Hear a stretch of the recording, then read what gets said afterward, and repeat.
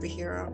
She was my mom, my kids' grandma, and she was traditional in her ways and thoughts.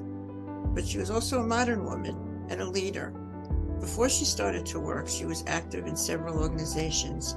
One of her accomplishments was she led a group that worked with senior citizens. Fairly new concept. They called it the Golden Age Club. We always had music playing in the house, some of it my rock and roll, some of it Broadway tunes. She was also a great dancer, and since my father was just an okay dancer, she would dance with her cousin at family events. And then she learned my teenage dances and would join my parties and dance with us. One of her favorite things to do was shop.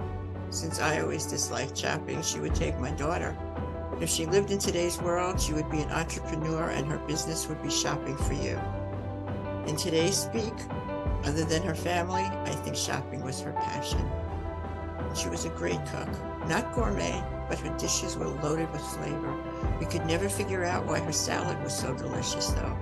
It didn't have many ingredients, it wasn't elaborate, but so good that we never ate it with any type of dressing. One evening, years later, my son told me my salad tasted like Grandma's. Now that was a compliment. She was proud of her girls, even if she didn't understand everything we did, and totally wild about her grandchildren. She had 4 and loved each of them with all her being. She taught us about family.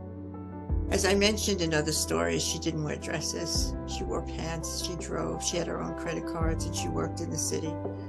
Actually, she and my father were talking about retiring, but sadly, she never made it.